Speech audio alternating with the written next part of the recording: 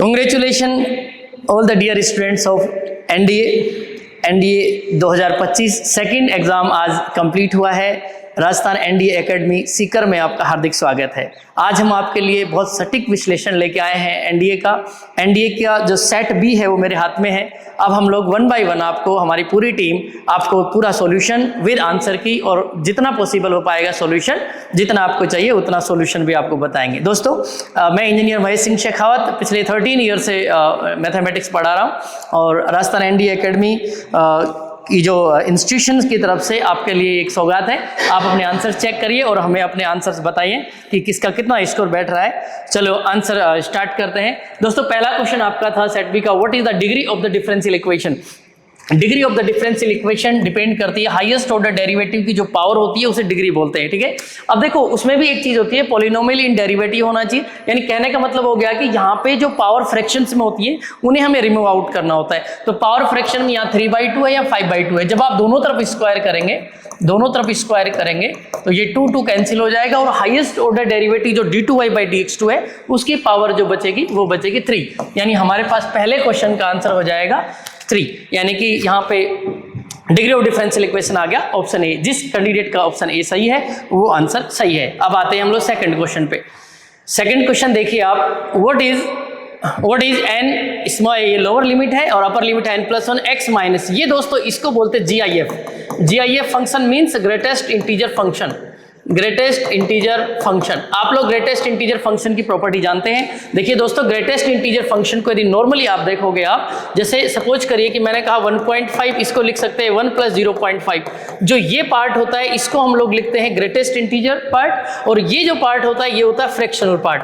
तो इस फंक्शन में जब x = 1 लेंगे तो इस तरीके से आप लोग जब x = 1 लेंगे तो इस फंक्शन की जो नेचुरल नंबर्स से रिलेटेड इंटीग्रेशन जब आप करेंगे तो इसका आंसर आएगा आपके पास 1/2। तो जिस कैंडिडेट का भी 1/2 आंसर सही है वो करेक्ट आंसर है। इसके बाद हम चलते हैं क्वेश्चन नंबर 3 पे। क्वेश्चन नंबर 3 है, consider the following statement y = x e⁻²x is the solution of dy/dx। ठीक है, आपको एक डिफरेंशियल इक्वेशन बनानी है। अगला है y = ln mod x + cx is the solution of dy/dx। अब आपसे स्टेटमेंट बेस्ड क्वेश्चन पूछा गया है। क्वेश्चन नंबर 4 है, if k is an arbitrary constant. Arbitrary constant क्या होते हैं दोस्तों, जैसे मान लो सपोज करो कि मैंने आपसे कहा y = a sin x + b cos x। जब मैं ये कहता हूं और मैं आपसे ये कहता हूं कि इसका डिफरेंशियल इक्वेशन बनाना आता है तो आपको डिफरेंशियल इक्वेशन बनाने के लिए ये जो कांस्टेंट्स हैं इनको बोलते हैं आर्बिट्ररी कांस्टेंट AC। इसके हिसाब से आपको डिफरेंशियल इक्वेशन फ्रेम करनी पड़ती है, डबल डेरिवेटिव करना पड़ता है।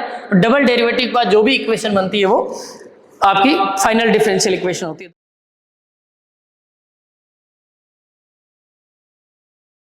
उसके बाद आते हैं हम लोग क्वेश्चन नंबर 5 पे।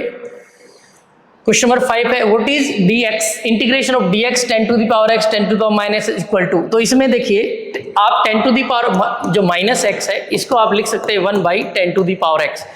इसको आप लिखेंगे 1/10⁻x और आप जब इसका क्या करेंगे एलसीएम लेंगे। एलसीएम लेके जब ऊपर ले जाएंगे, ऊपर ले जाने के बाद 10⁻x को जब आप t मानेंगे और इसका बेसिक इंटीग्रेशन जब आप करेंगे तो आपके पास इसका करेक्ट आंसर आएगा C। तो जिस भी कैंडिडेट का आंसर C है 1/ln 10 inverse of 10⁻x + C वो करेक्ट आंसर है। इसके बाद आते हैं हम लोग नेक्स्ट क्वेश्चन पे, क्वेश्चन नंबर 6। दोस्तों देखो 6 क्वेश्चन वैसे देखा जाए तो एक बहुत बेसिक क्वेश्चन है, बेसिक कंसेप्ट पे आधारित है। आपसे कहा गया है, a wire of length 20 centimetre. एक वायर है, सपोज करिए एक वायर है, इसकी लेंथ जो है 20 सेंटीमीटर है, 20 सेंटीमीटर है। किसी वायर की लेंथ 20 सेंटीमीटर। अब हम इससे क्या बनाना चाह रहे हैं, ये कह रहे हैं कि rectangle of the largest area is square.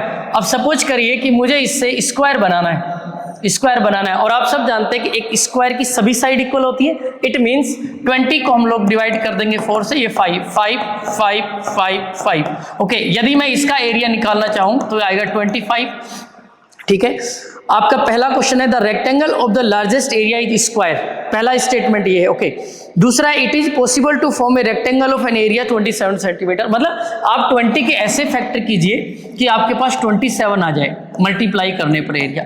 तो आप जब भी देखेंगे तो आपके पास इसका करेक्ट आंसर जो आएगा लार्जेस्ट एरिया, हमेशा देख लीजिए जब भी फैक्टर करते हो तो स्क्वायर जो होता है ना, स्क्वायर साइड्स जब इक्वल होती है स्क्वायर होता है उसका लार्जेस्ट एरिया, तो ऑप्शन इसका ए करेक्ट आंसर है। जिस भी कैंडिडेट का ए आंसर है वो बिल्कुल सही है। ओके, आते हैं क्वेश्चन नंबर 7 की तरफ। अब देखिए क्वेश्चन नंबर 7 जो है वो 7 क्या है, I1 equal to E square, ये आपकी लोअर लिमिट है, ये आपकी अपर लिमिट है। अपर लिमिट इंटीग्रेशन में आपको दे रखा है ln x dx upon ln x, I2 में आपको दे रखा है e to the power x upon x dx। दोस्तों देखिए जब आप इसमें e to the power x को t रखेंगे, e to the power x को t रखेंगे, e to the power x को t रखने के बाद आप जब लिमिट चेंज करेंगे तो ये जो लिमिटिंग वैल्यू है इससे मैच कर जाएगी। उसके बाद जब आप दोनों को सोल्व करेंगे दोनों की वैल्यू इक्वल आएगी, तो I1 is equal to I1 minus I2 is equal to 0 आएगा। तो इस केस में आपका जो आंसर आएगा वो ए आएगा। जिस भी स्टूडेंट का आंसर ए है वो बिल्कुल करेक्ट आंसर है। अब आते हैं next question, question number 8। What is the area of the region bounded by mod of x less than equal to 2k? देखिए जब लाइन की इक्वेशन जब आप जानते हैं, mod of x को जब लाइन की इक्वेशन लिखेंगे आप, mod of x दो फॉर्मेट में खुलता है, माइनस एक्स में प्लस एक्स में, और उसके बाद जब mod of y less than equal to k, जब इन दोनों के ग्राफिकल रिप्रेजेंटेशन करेंगे आप ग्राफ, और इसके बाद k is a positive real numbers भी अपने को दिया है, और हमसे जब एरिया पूछा है, इस बाउंडेड रीजन का एरिया जब पूछेगा इक्वेशन ऑफ लाइंस को सोल्व करने के बाद वो आएगा 8k स्क्वायर। तो इसका करेक्ट आंसर है 8k स्क्वायर। तो जिस भी स्टूडेंट का आंसर 8k स्क्वायर है वो करेक्ट आंसर है। आगे चलते हैं क्वेश्चन नंबर 9। देखिए दोस्तों आज आपको सबसे ज्यादा जरूरत है सटीक आंसर्स की। आप सॉल्यूशन पे ज़्यादा नहीं जाएंगे, आपको ज़्यादा सटीक आंसर और एक हिंट की ज़रूरत है, वो हम आपको प्रोवाइड करा रहे हैं। तो आप जल्दी से जल्दी आप हमारे राजस्थान एनडी एकेडमी के चैनल से जुड़ जाइए। क्वेश्चन नंबर है 9 क्वेश्चन देखिए आप, इसको आराम से पढ़िए, क्वेश्चन टफ नहीं है, लैंग्वेज इसकी थोड़ी सी लेंदी है। Consider the following statement regarding the function f x is equal to 1 upon x minus 5। इससे रिलेटेड आपको दिया है f x is decreasing on the interval x less than 5 x greater than 5। देखिए इंक्रीजिंग डिक्रीजिंग का आपको पता है, आपको इंक्रीजिंग डिक्रीजिंग का कंसेप्ट पता है कि एफ एक्स बराबर यदि कोई फंक्शन दे रखा होता है तो हम लोग एफ डैश एक्स निकालते हैं, एफ डैश एक्स को 0 करते हैं, क्रिटिकल पॉइंट्स निकालते हैं, क्रिटिकल पॉइंट्स निकालने के बाद फिर हम लोग इंटरवल सेट करते हैं, इंटरवल सेट करते ही हम लोग जब पॉइंट्स जब रखते हैं negative F dash x less then 0 greater than 0, फिर डबल डेरिवेटिव करते हैं, वहां से जब इस कंसेप्ट को यूज करते हैं हम लोग, उससे आप जब इसका सोल्यूशन निकालेंगे तो इसका करेक्ट आंसर आएगा सी। इसका statement first is correct but statement second is not correct, ये इसका प्रॉपर सॉल्यूशन है। ओके, अब आते हैं क्वेश्चन नंबर 10। क्वेश्चन नंबर 10 के अंदर आ जाते हैं, consider the following statement. Same वही क्वेश्चन इंक्रीजिंग डिक्रीजिंग का, आप एफ एक्स आपको फंक्शन दिया हुआ, एफ डैश एक्स आप निकालेंगे, उसके बाद में आपको कहा गया है कि the function f x x cube plus 128 by x a minimum value 48 at x equal to 4।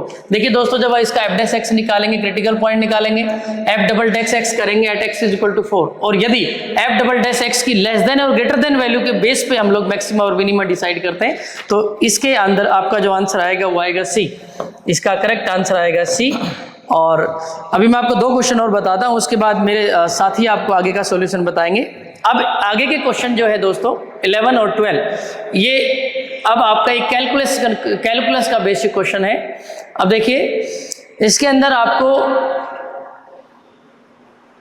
Instructions दिए हैं, इंस्ट्रक्शन के बेस पे जैसे फॉर द फॉलोइंग 2 आइटम्स आपको लिमिट निकालनी है, ठीक है। अब लिमिटिंग वैल्यू निकालनी है, ये आपको इंस्ट्रक्शन दे रखे, इन्हें आप फॉलो करना है। उसके बाद में कहा गया है कि limit x tends to 0 minus limit x tends to 0 minus fx, ये निकालना है। अब इसके बेस पे देखो दोस्तों, जब आप इसको यूज करेंगे तो आप देखिए limit x tends to 0 minus 1 minus cos 2x upon x square. देखिए 0 माइनस का मतलब है कि हम लोगों को ये फंक्शन यूज करना है इसके हिसाब से। अब जब आप करेंगे तो आप 1 माइनस कोस 2x का फॉर्मूला जब आप लगाएंगे तो 2 sine square x upon x square. जब आप इसको सोल्व करेंगे तो ये हो जाएगा देखो 2 साइन x बाई एक्स और साइन एक्स बाई एक्स।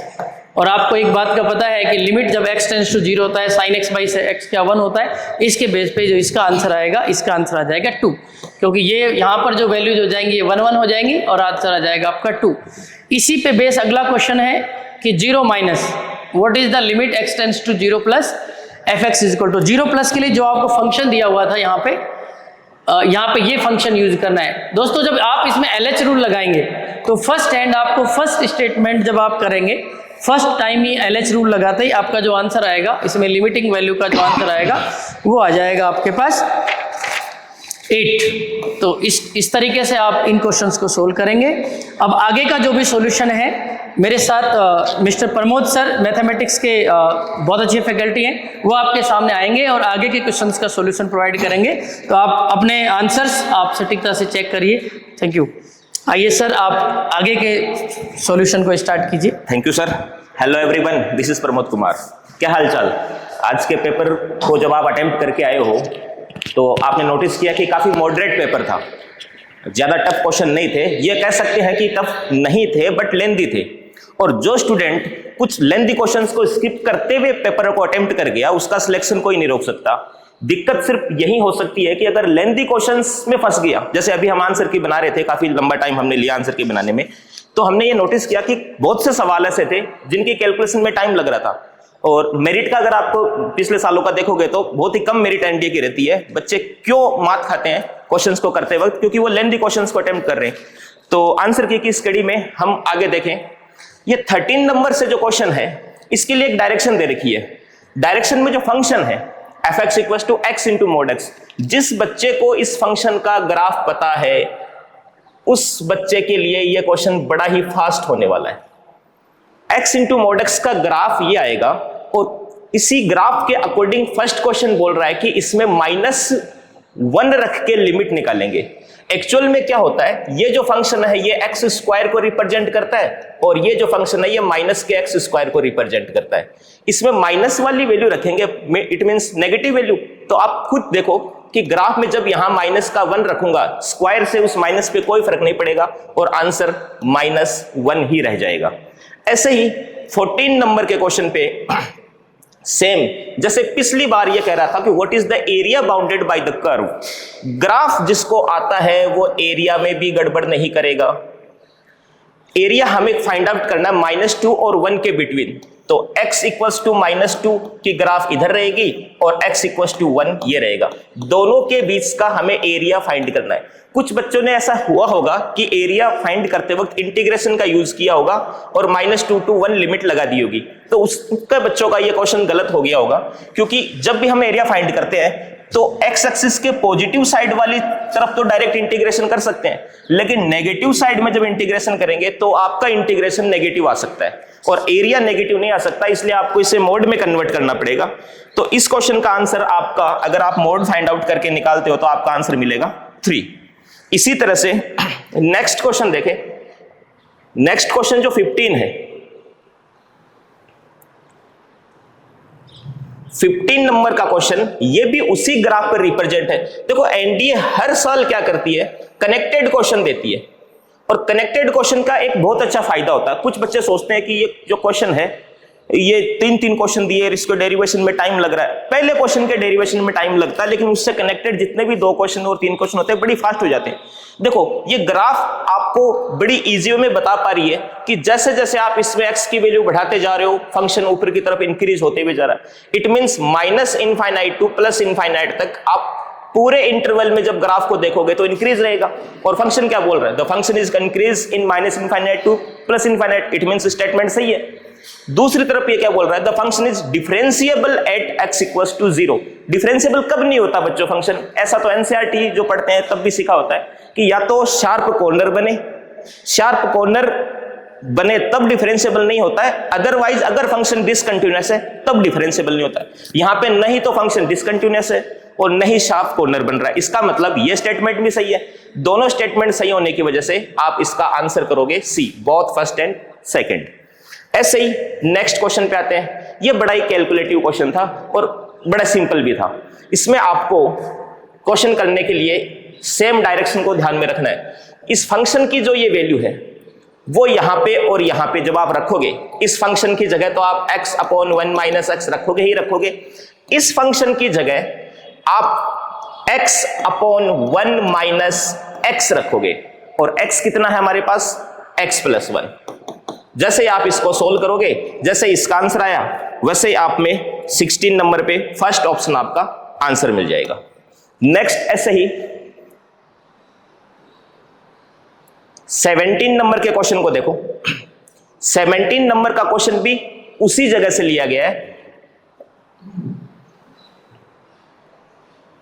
इसमें भी आप जब उस फंक्शन की वैल्यू रखोगे x अपॉन 1 माइनस एक्स, तो x की जगह रूट एक्स फिलअप की दिएगा, x की जगह रूट एक्स प्लस 1 फिलअप किया जाएगा, और जब आप कैलकुलेशन करोगे तो सब कैंसिल आउट हो जाएगा, सब माइनस हो जाएंगे और आंसर मिलेगा 0। तो एक ही क्वेश्चन, एक ही कॉन्सेप्ट 3 क्वेश्चन को करेक्ट करता है।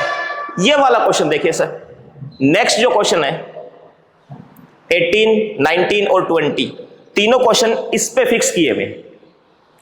अब ये कुछ बच्चे इस क्वेश्चन को स्किप भी कर रहे हैं, क्यों? क्योंकि उनको लग रहा है कि सर इसका डिफरेंशिएशन काफी लेंथी होगा। हाँ, ये कह सकते हैं कि आपको डिफरेंशिएशन लेंथी लग रहा होगा, लेकिन साथ में ये भी नोटिस किया करो कि इसी से कनेक्टेड 3 क्वेश्चन है, तो एक साथ आपके 7.5 नंबर इंक्लूड हो जाएंगे। देखो कैसे करते हैं। जैसे ही आपने इस फंक्शन का डिफरेंशिएशन किया होगा, सबसे पहले क्या पूछना चाह रहा है, what is the slope of the tangent to this curve at x equals to 0.5। आपको पता है स्लोप जब होता है वो डिफरेंशिएशन को ही स्लोप बोलते हैं। तो डिफरेंशिएशन में हो सकता है आपको टाइम लगा हो, क्योंकि डिफरेंशिएशन में log का करोगे, फिर u अपॉन v लगाओगे, u अपॉन v में फिर u इंटू v एक बार और लगना पड़ेगा, तो थोड़ा टाइम आपको लग सकता है। लेकिन उससे एक क्वेश्चन ठीक नहीं हो रहा, 3 क्वेश्चन ठीक हो रहे हैं। देखना, जैसे आपने वो डिफरेंशिएशन किया, उस डिफरेंशिएशन में आप जैसे ही वैल्यू रखोगे 0.5, तो आपको फर्स्ट का आंसर मिल जाएगा। फिर नेक्स्ट क्वेश्चन वही डिफरेंशिएशन की हुई, जो एक बार आपने डिफरेंशिएशन किया उसका डबल डिफरेंशिएशन करके फिर आप 0 रखोगे, तो आपको आंसर मिल जाएगा 1।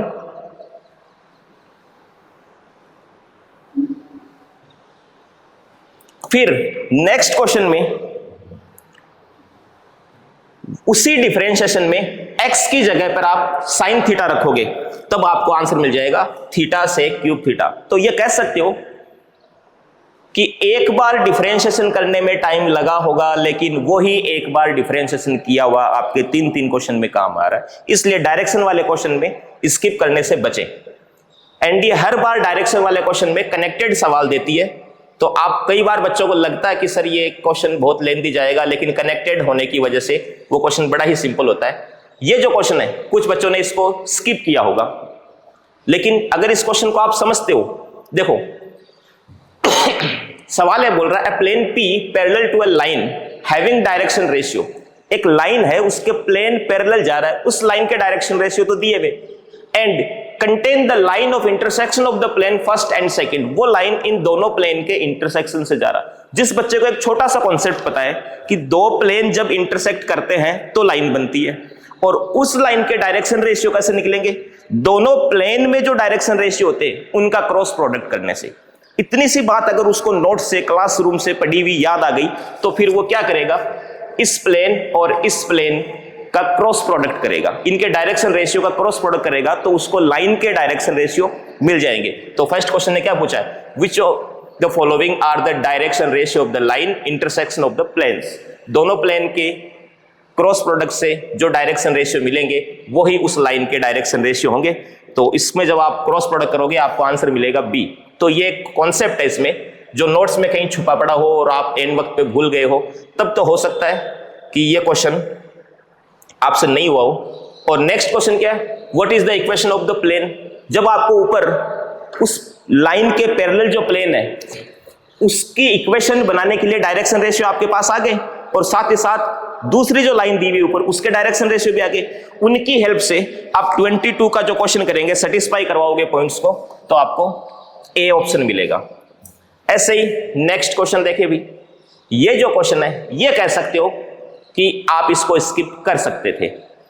सर कैसे, क्योंकि इसकी कैलकुलेशन इतना टाइम लेके जाती है कनेक्टेड होने के बावजूद। जैसे कि हम आपसे ये कहें कि स्पेयर की बात हो रही है, तो आपने अगर क्लास में पढ़ा हो तो x square y square z square equals to r square, एक तो स्क्वायर की ये इक्वेशन आपके दिमाग में आई होगी जब आप एग्जाम में होंगे, लेकिन ये स्क्वायर तो स्पेसिफिक स्क्वायर होता है, स्पेसिफिक जिसका सेंटर हमेशा ओरिजिन हो। और यहां पे स्पेसिफिक स्क्वायर की बात नहीं करी, इन पॉइंट्स को पास करके जाने वाले स्क्वायर की बात हो रही है। तो आपने नोटिस किया होगा कि इसके अलावा भी स्क्वायर की एक इक्वेशन आपके पास और हुआ करती थी, x माइनस यू का whole square, y minus v का whole square, z minus w का whole square equals to r square. इसमें ये u v w तो उसके सेंटर को रिप्रेजेंट करता है, बट x y z किसको रिप्रेजेंट करता है? x y z तो वेरिएबल पॉइंट है, उस x y z variable point पर ही आपको ये तीनों पॉइंट सेटिस्फाई करवा के इक्वेशन बनानी थी। 3 इक्वेशन बनेगी, तीनों इक्वेशन को एलिमिनेट करके आप u v w सेंटर निकालोगे, और सेंटर निकालने के बाद उस सेंटर को इसमें रखोगे तो आपको रेडियस मिल जाएगी। तो काफी लेंथी क्वेश्चन था, हम लोगों ने किया है, बट एग्जाम में ऐसा पॉसिबल नहीं हो सकता, तो ये स्किप करने वाले क्वेश्चंस में से था। जैसा कि मैंने स्टार्टिंग में कहा है कि जो लेंथी क्वेश्चन को स्किप करते हुए चलता है तो आपको इस तरह से उसकी रेडियस मिलने वाली है। दूसरा, जैसे ही आपने वो जब डेरिवेशन किया आपको सेंटर मिला, और ये क्या बोल रहा है, which one of the following plane does the centre of the S, S means sphere, तो वो सेंटर से जो प्लेन जा रहा है, सेंटर आपके पास सॉल्यूशन में मिला होगा, और उस सेंटर को पास करवाओगे तो इस पॉइंट पे पास करेगा। काफी लेंथी क्वेश्चन था, तो वो स्मार्ट बच्चे माने जाएंगे जो ऐसे क्वेश्चन को स्किप करते हुए चलेंगे। ऐसे ही नेक्स्ट क्वेश्चन देखो, A B C D are 3 consecutive vertices of parallelogram. ये बड़ा ही फेमस क्वेश्चन है और बड़ा ही नॉर्मल क्वेश्चन है। ऐसे क्वेश्चंस जब चैप्टर के स्टार्टिंग में पढ़ते हो, मतलब जिसने भी 3D पढ़ा होगा, मैं नहीं मानता कि एक वाला क्वेश्चन नहीं पढ़ा होगा। 3D के पॉइंट में एक छोटा सा कॉन्सेप्ट होता है कि अगर आपके पास 3 पॉइंट हैं तो चौथा पॉइंट आप अपने आप निकाल सकते हो। 3 पॉइंट अपने पास क्या क्या है, 1 -1 and 0, -2 1 and 8 and -1 2 and 7। Fourth point निकालने के लिए एक छोटी सी ट्रिक काम लेती है कि अपोजिट पॉइंट को माइनस करेंगे एंड इन अपोजिट पॉइंट्स को ऐड करेंगे। तो आप 1 और -1 को ऐड करोगे, उसमें से -2 करोगे तो 2 मिल जाएगा, और जैसे ही 2 मिल गया, अगर स्मार्ट बच्चा है, एग्जाम का हेजिटेशन नहीं है, तो वो ऑप्शन को देखेगा, वो आगे के y और z निकालेगा ही नहीं, उसको पता है कि 2 एक ही ऑप्शन में मिल रहा है, तो 25 का ऑप्शन यही मिल जाएगा। 26 देखो, the angle of BCD is theta, then what is the cos square theta. जैसे ही हमने वो डायग्राम बनाया A, B, C and D, और हमारे पास चारों वर्टाइसेस मिल चुके, तो फिर BCD एंगल मींस ये एंगल C फाइंड करना, और चारों वर्टाइसेस मिल चुके तो आप BC के डायरेक्शन रेशियो और CD के डायरेक्शन रेशियो फाइंड करके जो है फॉर्मूला लगाओगे, BC dot CD upon magnitude of BC and magnitude of CD, और ऐसे करके कोस थीटा की जो वैल्यू मिलेगी उसका स्क्वायर कर दोगे, तो बड़ा इजी वे में आंसर मिल जाएगा। और इसका जो आंसर हमने फाइंड किया 27/77, इस तरह से ये आंसर मिला। नेक्स्ट क्वेश्चन है, for different value of m the equation y equal to mx minus m plus 2। देखो इस क्वेश्चन में क्या करना था, इक्वेशन थी y equals to mx minus m plus 2। Question ने क्या मेंशन किया है, डिफरेंट वैल्यू ऑफ m। अगर आप m की वैल्यू बदल बदल के 2-3 तरीके से, कभी 1 कभी 2 कभी 3, इस तरह से इक्वेशन फाइंड करोगे, तो सबसे पहले आपको यह समझ में आएगा जब y equal to 1x minus 1 plus 2 1 हो जाएगा, y equal to 2x minus 2 plus 2 0 हो जाएगा, y equal to 3x minus 3 plus 2 minus 1 हो जाएगा। इसको देखने से समझ में आया कि हर बार स्लोप अलग अलग है, हर बार स्लोप अलग अलग होने की वजह से लाइन पैरेलल तो नहीं हो सकती, तो पहला ऑप्शन तो कट हो गया। फिर द लाइन सेम लाइन भी नहीं हो सकती, ये भी कैंसिल आउट हो गया। ये बोल रहा है line at a fix distance from the origin. आपको पता है ओरिजिन से जब डिस्टेंस फाइंड करते हैं तो उसकी जो ट्रिक होती है √a² + b², इस ट्रिक को यूज करेंगे तो हर एक लाइन में अलग अलग डिस्टेंस मिलती है, तो फिर ये ऑप्शन भी नहीं है। तो इसलिए अगर आप स्किप मेथड यूज करना चाहते हो और 3 पॉइंट आपने स्किप कर दिए तो 4 ही इसका करेक्ट आंसर है। और अदरवाइज अगर आप डायरेक्ट कंकरेंट चेक करना चाहते हो तो कंकरेंट का जो मेथड है A1 B1 C1 A2 B2 and C2 A3 B3 and C3, determinant की वैल्यू अगर 0 आती है तो कंकरेंट होगा, तो आप ABC की कंकरेंट वाले कॉन्सेप्ट से भी यूज कर सकते हैं, या स्किप मेथड जो होता है उससे भी आप क्वेश्चन का आंसर फाइंड कर सकते हैं। नेक्स्ट जो है 28 नंबर के क्वेश्चन में, the equation of the locus of a point equi distance from the point AB and CD।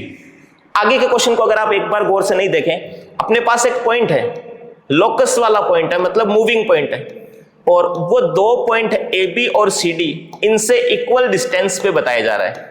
तो ऐसे कॉन्सेप्ट 9th-10th क्लास से आप सीखते हुए आ रहे हो। इक्वी डिस्टेंट, अगर आप इसको A लेट करते हो, बाकी B लेट करते हो, C लेट करते हो, तो आप ऐसा लिख सकते हो AB इक्वल टू CD। और जब आप इसको सोल्व करोगे तो आपको सेम ऐसा स्ट्रक्चर मिलेगा। सेम इस स्ट्रक्चर में जब आप चीजों को फाइंड करोगे तो लास्ट में जो यहां K बचेगा वही आपकी वैल्यू हो जाएगी। तो इसमें जब आप सोल्व करोगे तो आपको K की वैल्यू D मिलेगी। ऐसे ही 29 वाला क्वेश्चन देखो, बहुत ही सिंपल क्वेश्चन है। अगर जिस बच्चे ने पहले वो क्वेश्चन किए जो वन लाइनर है, जिनको पढ़ते ही बिना कुछ लिखे हुए या मात्र एक लाइन लिखकर आंसर फाइंड कर सकते हैं, उन क्वेश्चंस को अगर पहले अटेम्प्ट किया है तो उनमें से एक 29 नंबर का क्वेश्चन भी मिलता है। देखो बहुत ही सिंपल क्वेश्चन है। क्या कहना चाह रहा है? इस इक्वेशन के बारे में पूछना चाह रहा है कि x² plus 3y equals to 0 किसे रिप्रेजेंट कर रही है? x² equals to -3y। जैसे आप देखोगे आपको समझ में आएगा कि ये तो पैराबोला को रिप्रेजेंट कर रही है। पैराबोला भी कौन सा? Downward parabola. तो अच्छा सर, डाउनवर्ड पैराबोला, ठीक है। पहला स्टेटमेंट क्या है? The equation represent the equation of parabola that open upward. हमने क्या पता किया? Downward. It means statement wrong हो गया। दूसरा statement, the axis of parabola it x equals to 0। Parabola की एक्सिस हमें डायग्राम में दिखाई दे रही है, x इक्वल्स टू 0 ही है। It means second statement correct.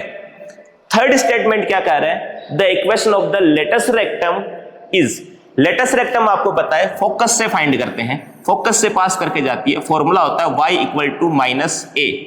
तो हमारे पास y इक्वल टू -a कितना होगा सर? a होगा 3/4।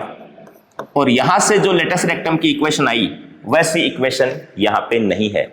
सवाल वाले ने चालाकी की है, लगभग मिलती जुलती इक्वेशन बनाई है, लेकिन जब आप इसको सोल्व करोगे 4y equals to -3, 4y plus 3 equal to 0, तो बिल्कुल मिलती जुलती इक्वेशन बनाई है बट एग्जैक्ट नहीं है। इसका मतलब थर्ड स्टेटमेंट भी इनकरेक्ट हो गया, तो ओनली सेकंड स्टेटमेंट इसका करेक्ट है। ओनली 2। फिर नेक्स्ट देखें, ये जो है स्ट्रेट लाइन का बहुत ही बेसिक सा कॉन्सेप्ट है। जब हम स्ट्रेट लाइन की फॉर्म पढ़ते हैं, 1 point form, 2 point form, 3 point form, तभी आपको एक इंटरसेप्ट फॉर्म भी मिलती है। Intercept form x/a plus y/b equals to 1, इस टाइप की फॉर्म को इंटरसेप्ट फॉर्म बोलते हैं। और ये a और b है, ये इंटरसेप्ट ऑन x एक्सिस और ये इंटरसेप्ट ऑन y एक्सिस होता है। सवाल ने क्या कहा है? What is the sum of the intercepts of the line on the coordinate axis. तो x एक्सिस वाले इंटरसेप्ट और y वाले इंटरसेप्ट का समेशन हमें करना है। अब आते हैं अपने क्वेश्चन पे। हमारे क्वेश्चन में x/a प्लस y/b मान के चले तो फिर यहां पे 1 नहीं है, तो सबसे पहले यहां 1 बनाए। तो देखिए x/a² plus y/b² equals to 2/a² plus b² into 1 अगर हम एक बार माने, और फिर जो मल्टीप्लाई वाला पोर्शन है, मल्टीप्लाई वाले पोर्शन को इधर लेके आए, ये डिवाइड होगा, और डिवाइड होने के बाद जो x अपॉन जो भी पोर्शन आपको मिलेगा प्लस y अपॉन जो भी पोर्शन आपको मिलेगा इक्वल्स टू 1, ये दोनों होंगे x और y एक्सिस पे बनने वाले इंटरसेप्ट। और उन इंटरसेप्ट्स को जब आप ऐड करोगे तो आपका जो आंसर मिलने वाला है वो होगा 2। नेक्स्ट हार्मोनिक मीन का क्वेश्चन है। हार्मोनिक मीन के क्वेश्चन में, इस क्वेश्चन में अपने को हार्मोनिक मीन फाइंड करना था, और हार्मोनिक मीन में डेटा कितने हैं? 1 2 3 4 5, तो 5/1 अपॉन जो भी डेटा है plus 1 upon second data plus 1 upon third +1/4 और ऐसे ही +1/5 डेटा। फर्स्ट डेटा क्या था? 10C3, 10C4, 10C5, 10C6 and 10C7। और जब इस पूरी कैलकुलेशन को आप सोल्व करोगे तो आपको फर्स्ट ऑप्शन ए आंसर मिल जाएगा। नेक्स्ट 32 प्रोबेबिलिटी से लिया हुआ क्वेश्चन है। In a sample survey of the village the probability that farmer is in debit is 0.60। तो what is the probability that 3 randomly selected farmers are in debit? तो देखिए 3 farmer किसान है और उनको सिलेक्ट किया गया और तीनों ही शायद ये डायबिटिक के लिए बोलना चाह रहा है। तीनों ही फार्मर्स जो है वो अगर डायबिटिक हो तो फर्स्ट के लिए 0.60, इट मींस हम ऐसा कह सकते हैं 60/100। नेक्स्ट के लिए भी 60/100 एंड थर्ड उसके लिए भी 60/100। जब आप इनको कैंसिल आउट करोगे तो आपको मिलेगा 216/1000, जिससे कि आंसर मिलेगा 0.216, ऑप्शन सी। नेक्स्ट क्वेश्चन देखें। The probability that the family on A laptop is 0.68 that is also on A desktop. Laptop के लिए अगर आप ए मेजर करते हो या डिनोट करते हो, डेस्कटॉप के लिए आप बी डिनोट करते हो, तो 0.68 एंड 0.56 ये इनकी probability. If the probability that it on both, it means अगर आप ए इंटरसेक्शन बी के लिए यूज करते हो तो 0.48। आगे क्या करना चाह रहा है? Then what is the probability that the randomly selected family on laptop और डेस्कटॉप बोथ? इट मींस और वर्ड यूज करते ही प्रोबेबिलिटी का बहुत ही बेसिक सा कॉन्सेप्ट है। ए यूनियन बी के लिए बात कर रहा है और ए यूनियन बी के लिए अपने जो जो डेटा चाहिए वो अपने पास डेटा है। तो इस क्वेश्चन का आपका जो आंसर आएगा 33, इसका आंसर आएगा 0.76। नेक्स्ट क्वेश्चन ऐसे ही 34। इस 34 क्वेश्चन के लिए बोल रहा है एक अर्न अपने को दिया हुआ है जिसके लिए व्हाइट कलर की 10 बॉल है, रेड कलर की 5 बॉल है एंड व्हाइट और रेड दो ही कलर की बॉल है। और पूछना क्या चाह रहा है? If 2 balls are drawn at random then what is the probability that both the balls are red? दोनों ही बॉल रेड होने की प्रोबेबिलिटी बतानी है। तो देखो इसके लिए क्या किया जाएगा? सबसे पहली रेड होगी तो 5/15, next again red, it means 4/14। और जब आप इन दोनों को सोल्व करोगे 34 नंबर के क्वेश्चन में और कैलकुलेट करोगे तो आपका आंसर आएगा 2/21। तो इसके आगे के सॉल्यूशन हमें महेश सर बताएंगे। आइए sir. Thank you very much sir. बच्चों आप सभी को अभी बहुत ज़्यादा ज़रूरत है आंसर जल्दी से जल्दी जानने की। तो आपकी सबसे पहली प्रायोरिटी है कि आपको आंसर जल्दी से जल्दी पता लग जाए जिससे आप इवेल्युएशन कर सकें। तो मैं आपको आंसर्स पे लेके चलता हूँ। 34 तक सर ने बताया। 35 क्वेश्चन जो है 35 क्वेश्चन पढ़िएगा। 35 क्वेश्चन है। An urn contains 5 white and 6 red and 4 blue balls. 3 balls are drawn at random. What is the probability that a white ball, a red ball and a blue ball are drawn? दोस्तों आपने जितनी भी properties पढ़ी हैं पूरे के पूरे probability में आपने एक ही चीज़ पढ़ी होगी। प्रोबेबिलिटी का जो बेसिक कंसेप्ट होता है वो होता है कि favourable outcomes upon total number of outcomes. जब इस तरीके से आप जो इसके कॉम्बिनेशंस बनाएंगे तो आपके पास जो आंसर आएगा वो आएगा 24/91। ओके दोस्तों अब चलते हैं हम लोग आगे नेक्स्ट 36 नंबर क्वेश्चन में। सबसे पहले देखिए प्रोबेबिलिटी एक ऐसा टॉपिक है मैथमेटिक्स का जिसमें लैंग्वेज बहुत ज़्यादा मैटर करती है। आप लैंग्वेज अच्छे से पढ़िए। आप देखिए ये कह रहा है कि under which of the following conditions A binomial distribution be used? The number of trials is infinite, not fixed. The trials are independent. Each trial has 2 possible outcomes. आपने बर्नौलीज ट्रायल्स पढ़ी होगी कंसेप्ट। जब Bernoulli's trials और इस तरह के concept जब आप यूज करेंगे आपके पास आंसर आएगा इसका डी। ठीक है दोस्तों अब आप चलते हैं क्वेश्चन नंबर 17 पे। 37 क्वेश्चन पे। A person X speaks the truth 4 out of the 5 times. एक पर्सन है जिसका नाम X बोला गया। स्पीक्स यानी बोलता है truth 4 out of 5 times. Okay, a person Y speaks the truth 5 out of 6 times. What is the probability that they will contradict each other in a static manner. देखिए दोस्तों, जब भी इस तरीके का जब क्वेश्चन करते हैं हम कॉन्ट्राडिक्टरी, तो एक को हम लोग अफर्मेशन में लेते हैं, एक को नेगेशन में लेते हैं, एक को नेगेशन में लेते हैं, एक को अफर्मेशन में लेते हैं, और नेगेशन अफर्मेशन का जब कॉम्बिनेशन हम लोग बनाएंगे तो आपके पास आंसर आएगा option number A 3/10। Okay, question number 38 की तरफ चलते हैं। Question number 38, the probability that a student passes physics test is 2/3 and the probability, देखिए फिजिक्स टेस्ट पास करने की प्रोबेबिलिटी यदि 2/3 दे रखी है तो पास नहीं करने की प्रोबेबिलिटी 1 में से सब्ट्रैक्ट करेंगे 1/3 आ जाएगी। उसके बाद कहा गया the probability that passes both the physics test and English test, दोनों को पास करने की है 11/15। ठीक है, the probability that passes at least 1 test is 4/5। What is the probability that passes English test? आप जब इसको या तो आप डायरेक्ट कीजिए या फिर थोड़ा सा वेन डायग्राम का कंसेप्ट आप यूज करेंगे तो इसका आंसर आएगा बी 13/15। ओके, क्वेश्चन नंबर 39 में चलते हैं। 39 नंबर क्वेश्चन है, an event X can be happens, an event X can be happen with the probability P and event Y can be happen with probability Q. यानी X और Y event के happen करने की आपको conditions दे रखी हैं। Further X and Y are independent events which on the following statement. आप स्टेटमेंट बेस्ड क्वेश्चन है, स्टेटमेंट में जब भी आप इस क्वेश्चन को सोल्व करेंगे, स्टेटमेंट को सोल्व करने के बाद आपका आंसर आएगा डी, नाइदर फर्स्ट और नॉर सेकंड। तो दोस्तों 39 का आंसर होगा डी। इसी के लिए सबसे फास्ट और सटीक सॉल्यूशन के लिए आप राजस्थान एनडी एकेडमी के यूट्यूब चैनल पे जाइए। अब आगे चलते हैं, 3 फेसेज ऑफ ए डाई। देखिए डाइस जो होता है, डाइस के बारे में आप बेसिक कंसेप्ट जानते हैं, 1 2 3 4 5 और 6।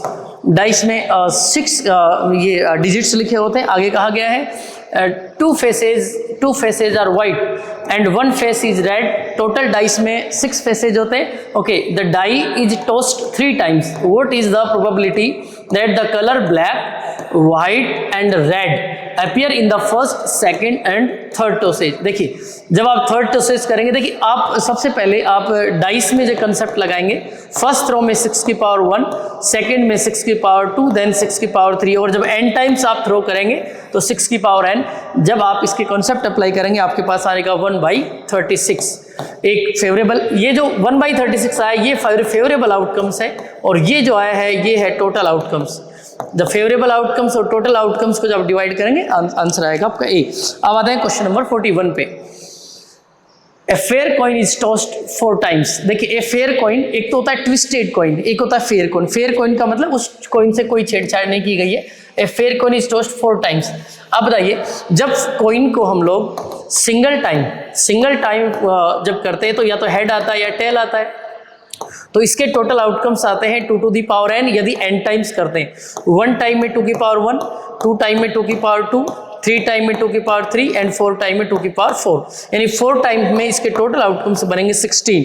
उसके बाद कह रहा है कि that 2 heads don't occurs consecutively, यानी आपके पास 2 हेड्स कंसेक्यूटिवली नहीं आनी चाहिए। जब आप इसके फेवरेबल आउटकम्स निकालेंगे आपके पास आंसर आएगा, इसका आंसर आएगा डी 1/2। ओके, क्वेश्चन नंबर 42 पे चलते हैं। 42, in a throw of 3 dice in a throw. देखिए यदि आप या तो आप ऐसे करिए, आप 3 डाइस को एक साथ थ्रो कर दीजिए, 3 dices are thrown single time, या फिर आप कह दीजिए 1 डाइस थ्रो 3 टाइम्स। तो टोटल जो आउटकम्स आएंगे दोस्तों वो आएंगे 6 की पावर 3 216। ठीक है ना। उसके बाद आपसे कहा गया है, आगे क्या गया, 1 prime natural number, 1 composite number. Composite numbers आप जानते ही हैं, प्राइम नंबर्स आते हैं the numbers which is not divisible by other one, and the composite numbers which is divisible by other one, और we can say that the composite numbers are the numbers which can be factorized further. Okay, the number and 1 number which is neither prime और nor composite. एक ऐसा number निकालना है जो ना तो prime हो और नहीं कंपोजिट हो। तो प्राइम और कंपोजिट नंबर की जो कॉन्सेप्ट आप अप्लाई करेंगे उसके बाद आपके पास आंसर जो आएगा इसका 1/6। Question number 42।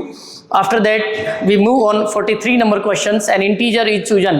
देखिए प्रोबेबिलिटी के बहुत सारे क्वेश्चंस आते हैं, जो क्वेश्चन आपको पढ़ने से समझ में नहीं आ रहे हो उन क्वेश्चन को आप स्किप करिए, बाकी जो बेसिक कंसेप्ट से रिलेटेड है उन क्वेश्चन को आप जरूर करें। N integer is chosen at random. Integer choose किया जाए फ्रॉम द फर्स्ट 50 इंटीजर्स। 1 से लेके और 50 तक हम लोग इंटीजर चूज कर रहे हैं, right. Is the probability that the integer is neither divisible by 5 और 9। दोस्तों अब देखिए 5 से डिवाइड होने का क्या कंसेप्ट है, 5 से डिवाइड होने का जो कंसेप्ट है वो सीधा सीधा है कि यूनिट जो है, यूनिट में 0 और 5 नहीं होना चाहिए। यदि 0 और 5 होगा तो डिवाइड होगा, अदर आप इस चीज को हटा देते हैं प्रोबेबिलिटी में तो ये नहीं होगा। 9 से डिवाइड यानी 3 से डिवाइड होने का जो कंसेप्ट है वो क्या है, यानी कि सम of numbers, and 9 is the same concept is used, and we will use all the concept, then we get the answer 18 by 25. Okay, move on the next question. 44 out of the consecutive natural numbers 2 integers are chosen at random। ये कह रहे हैं कि 2 integers are chosen at random, 2 integers हम लोग choose कर रहे हैं randomly। what is the probability that their sum is odd। देखिए 2 इंटीजर जब भी आप चूज करें, सपोज करें 1 किया आपने और 2 किया, अब आप सम करेंगे तो ये क्या आएगा, ओड सम आएगा, ओड आएगा। इस तरीके के जो भी आप प्रोबेबिलिटी बनाएंगे इसमें आंसर आएगा 25 by 49। Next move on the question number 45, the standard deviation. देखिए अब डेविएशन से रिलेटेड क्वेश्चन आ गया। डेविएशन से रिलेटेड क्वेश्चन स्टैटिक्स का आपका पार्ट आपने पढ़ा होगा, जिसमें आपने 2 पढ़े होंगे, एक तो डिस्पर्जन पढ़ा होगा, एक सेंट्रल टेंडेंसी वाला को टॉपिक पढ़ा होगा। उसमें कहा गया है कि the standard deviation of 100 observation is 10। 100 observation का डेविएशन जो है आपको 10 दे रखा है। And if 20 is added to each observation, ये कह रहा है कि 20 हम लोगों ने ऐड किया है ईच ऑब्जर्वेशन में, okay, then what will be the standard deviation. देखिए दोस्तों आपको एक बात का पता है, standard deviation remains constant whenever we add any number और any digit in the given number, so that we can get the answer 10। Okay, now we move on the question number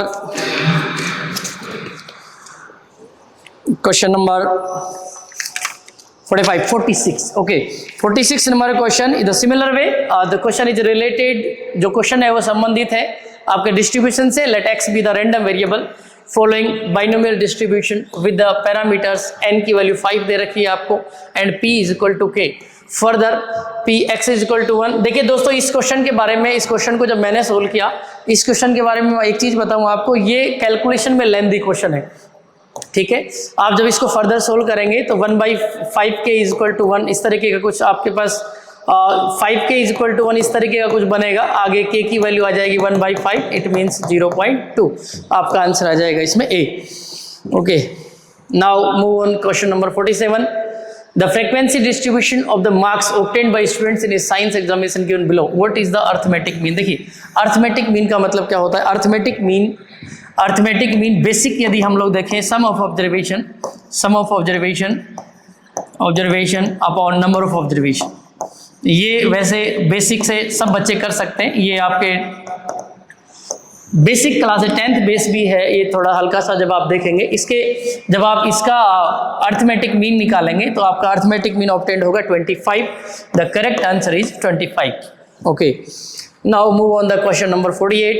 if PA is equal to 0.3। देखिए एक चीज बताता हूँ मैं आपको, जैसे PA दे रखा है, प्रोबेबिलिटी ऑफ A, ये आप देखेंगे तो NCERT जो 12th की बुक है उसका 13.1 जो एक्सरसाइज है उसी का ये क्वेश्चन, ये मान लीजिए आप, सेम कंसेप्ट अप्लाई हुआ है। PA आपको दे रखा है 0.3 एंड P भी दे रखा है आपको 0.4 एंड PA/B। देखो आपने पढ़ा होगा PA/B जो होगा, PA/B it means P probability of A intersection B upon probability of B। अब देखिए यहाँ पे हमें पूछा गया है वो PB/A, तो जब आप PB/A निकालेंगे, आपको पता है कि A इंटरसेक्शन B का हो या B इंटरसेक्शन A का हो, एक ही बात है, this is similar in the numerical value. Okay, then P probability of A intersection B upon probability of A। इसका मतलब ये हो गया कि हमें इसकी वैल्यू निकालनी पड़ेगी।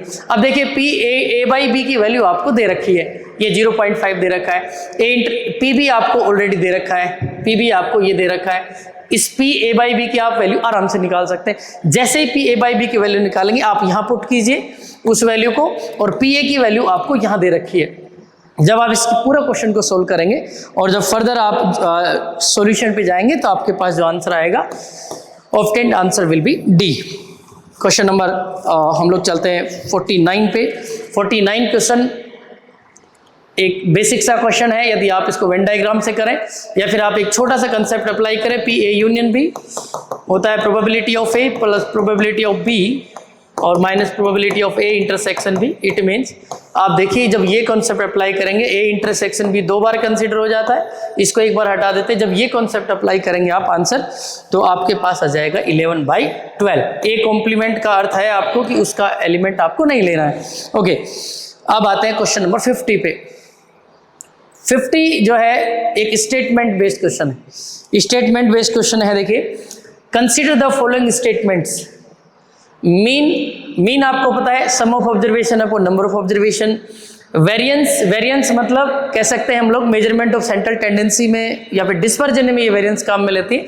किसी भी मीन वैल्यू के रेस्पेक्ट में कोई भी डेटा कितना स्कैटर हो गया है, इससे रिलेटेड ये वेरिएंस होता है। ये कह रहा है कि have the same unit of measurement. और अगला स्टेटमेंट आपको दे रखा है कि मीन डेविएशन, ये डिस्पर्जन का कंसेप्ट है, and the standard deviation have the same unit of measurement. जब आप इसको जाएंगे इसका क्वेश्चन, तो इसमें स्टेटमेंट केवल सेकंड ओनली है। देखिए, जब भी बच्चों ने ये क्वेश्चन किया होगा इसमें कंफ्यूजन जरूर हुआ होगा कि यहाँ यूनिट ऑफ मेजरमेंट का मतलब क्या है।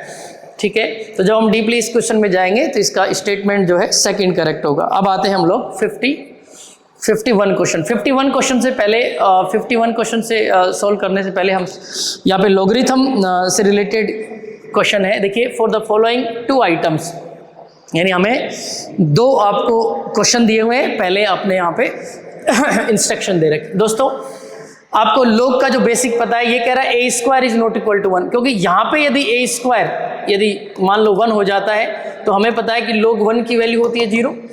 log 1 की वैल्यू 0। आगे कहा गया है कि log of this one must be greater than 0। Further beta square की वैल्यू दी गई है। जैसे आप log की प्रॉपर्टीज और log के, जैसे log की प्रॉपर्टी आज को पता है a to the base x हो, तो हमें पता है कि ये जो होता है x must be greater than 0, a does not equal to 1 and a must be equal to 0।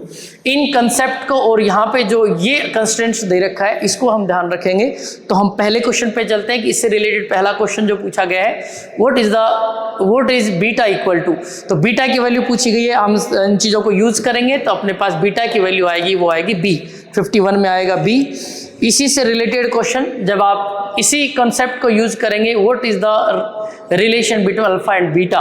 देखिए, अल्फा और बीटा, आपको बीटा यहाँ पे दिया हुआ था, आपको बीटा यहाँ बीटा स्क्वायर की वैल्यू एक्चुअली दी हुई थी। बीटा स्क्वायर की वैल्यू यहाँ पे दी हुई थी आपको अल्फा, और log बेस में a स्क्वायर और यहाँ पे 0.5। ठीक है, जब इन कंस्टेंट को आप ध्यान रखेंगे तो आपके पास यहाँ पे 52 का आंसर आएगा, वो आएगा सी।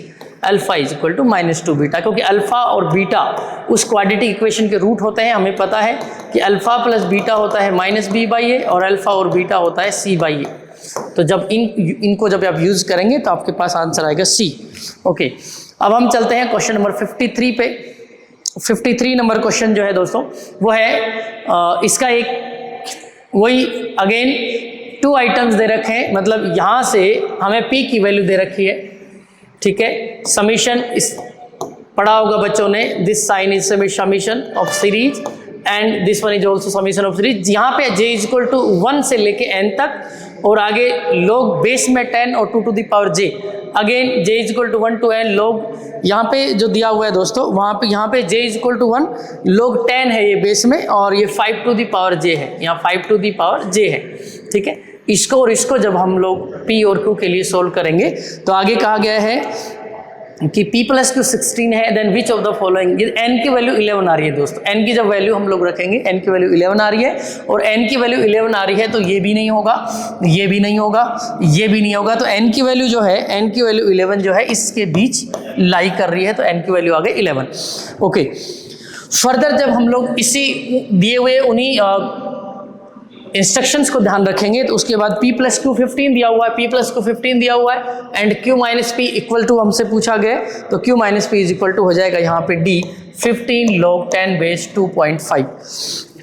अब आते हैं ट्रिग्नोमेट्री, यानी कि एनडीए में सबसे ज़्यादा पूछे जाने वाला टॉपिक, इम्पोर्टेंट भी है दोस्तों। देखो, सबसे पहले दिया गया है आपको, ये आपको मैं थोड़ा सा करेक्ट करके बता देता हूँ। यहाँ पे sine A plus sine B is equal to P दिया हुआ है, और cos A plus cos B is equal to Q दिया हुआ है। ये दो इक्वेशंस दे रखे, राइट।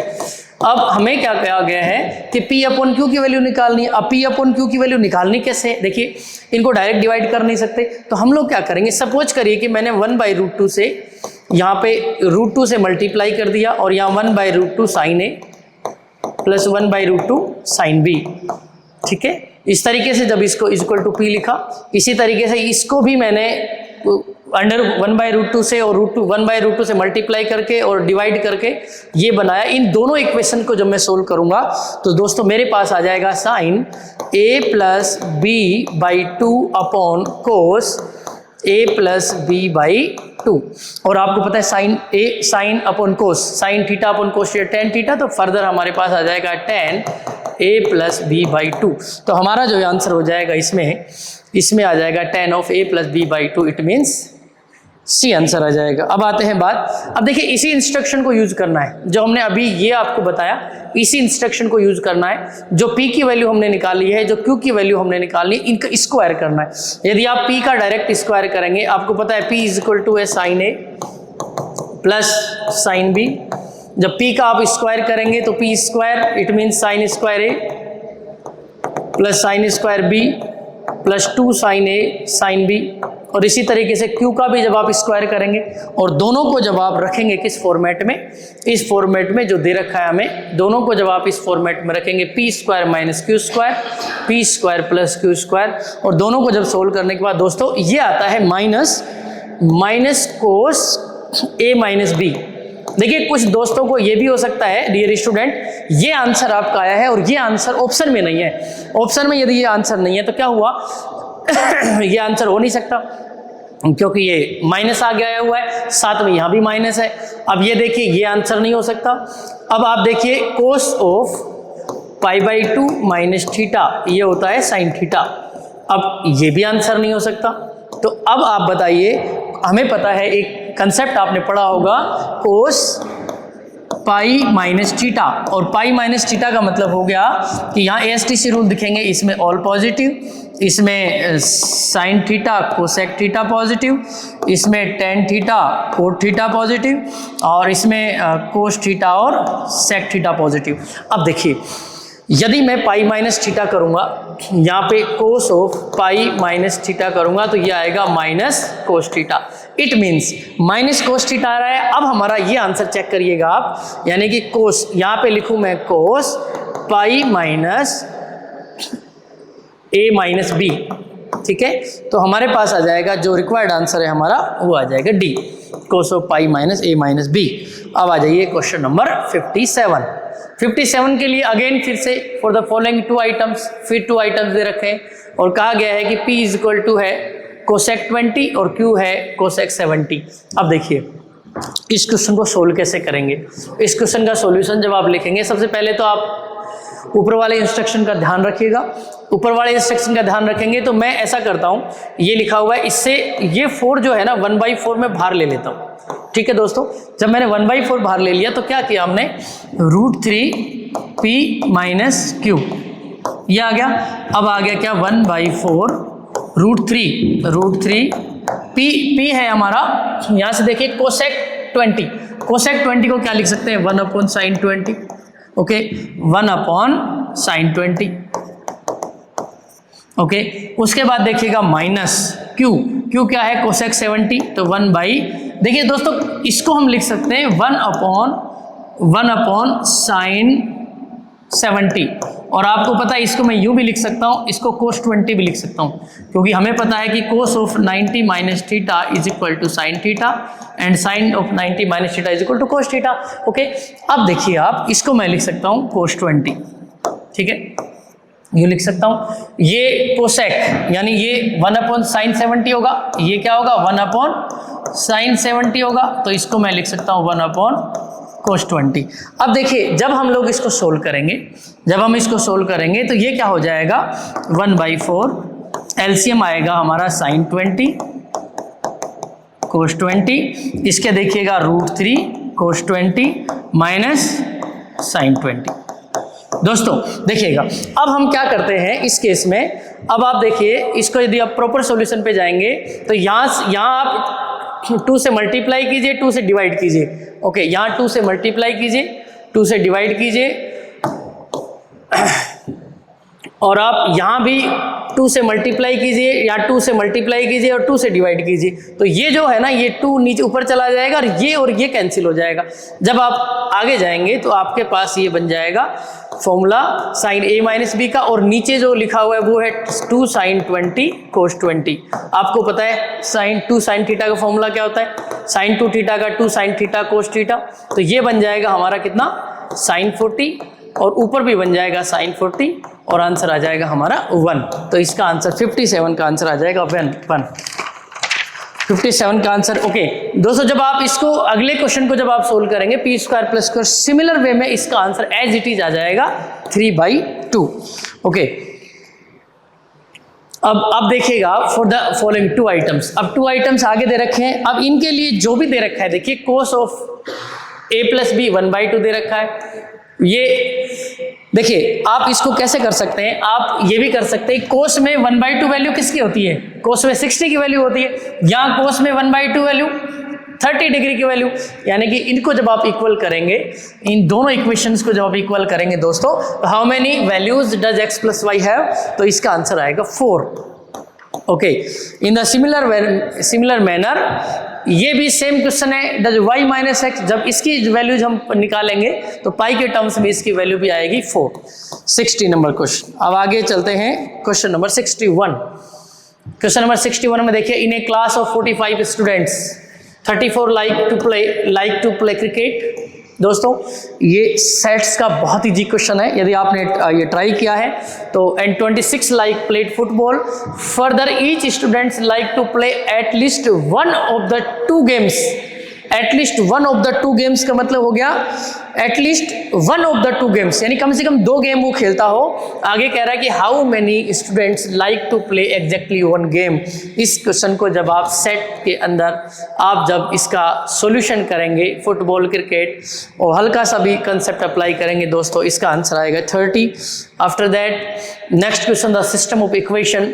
देखिए ये 2 इक्वेशन दे रखी हैं आपको, ठीक है। द सिस्टम ऑफ इक्वेशन, आपको पता है सिस्टम ऑफ इक्वेशन का जब सॉल्यूशन हम लोग करते हैं तो क्रेमर्स रूल यूज करते हैं, और जब क्रेमर्स रूल में आपको पता होगा जब भी इक्वेशन होती है हम d लिखते हैं, d1 लिखते हैं, d2 लिखते हैं, उसी के बेस पे हम लोग यूनिक सॉल्यूशन, इनफाइनाइट सॉल्यूशन, ठीक है, इस तरीके से सोल्व करते हैं। तो इसका फर्दर आंसर आएगा has a unique solution, has a unique solution. Next जो अपने पास जो है दोस्तों, आपको ये बहुत बेसिक क्वेश्चन था, ये सभी स्टूडेंट्स को करना चाहिए था। Where i is equal to, आपको पता है iota is equal to √(-1), then what is the smallest positive value of m-n।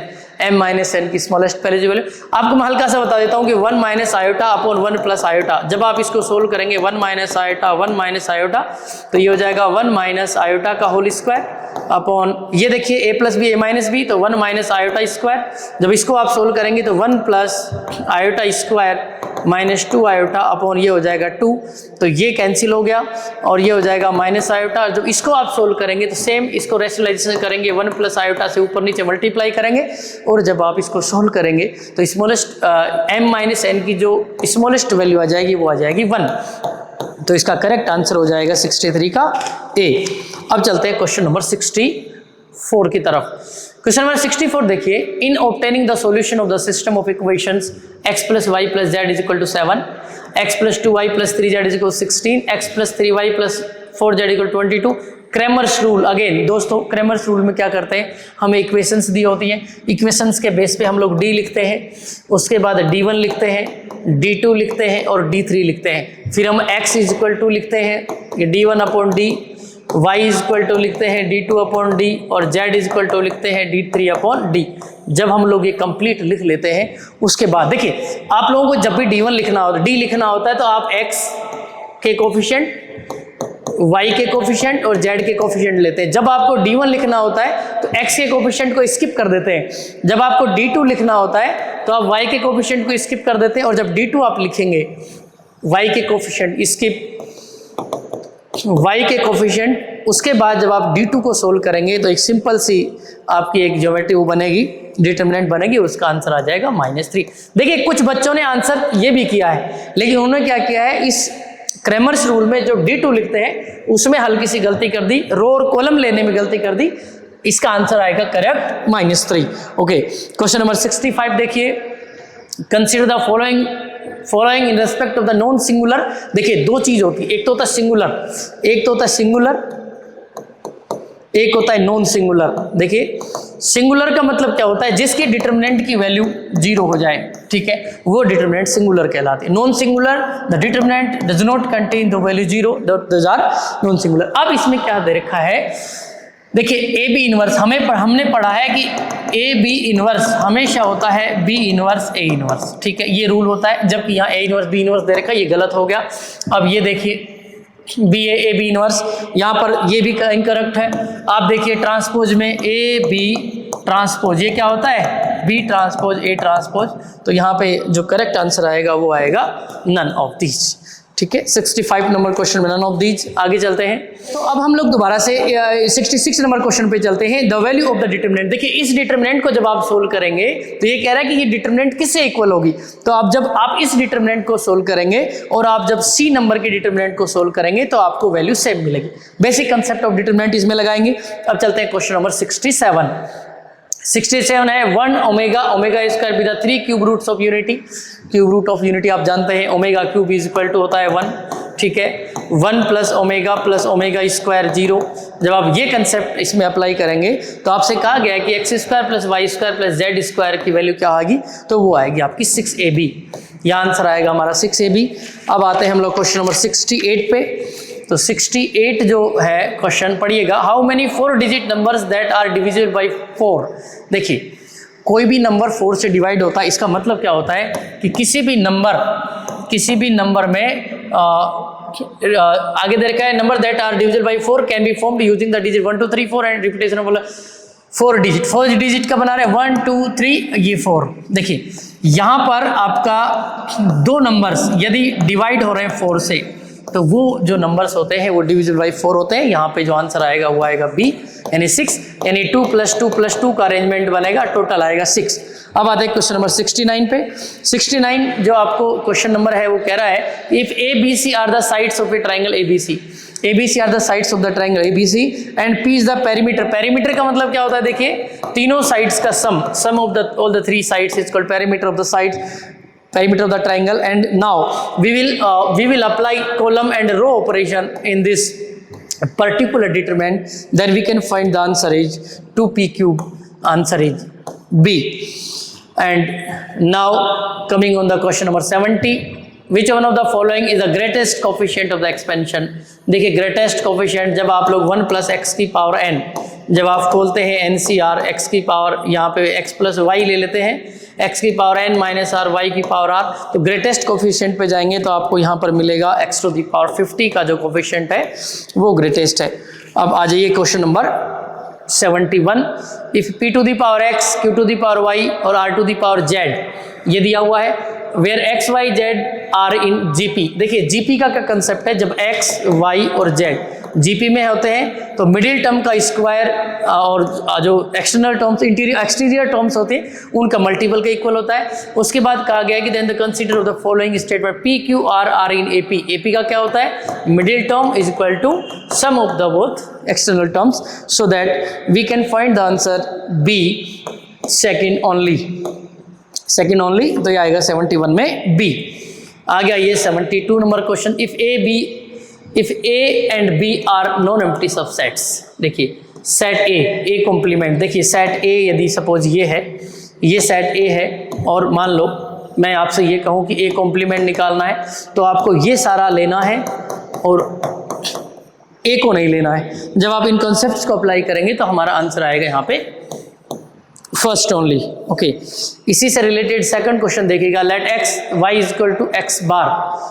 Okay, x factorial है, सॉरी देखिए यहाँ पर लिखा हुआ है y is equal to x factorial, z is equal to 2x factorial और z upon y 120।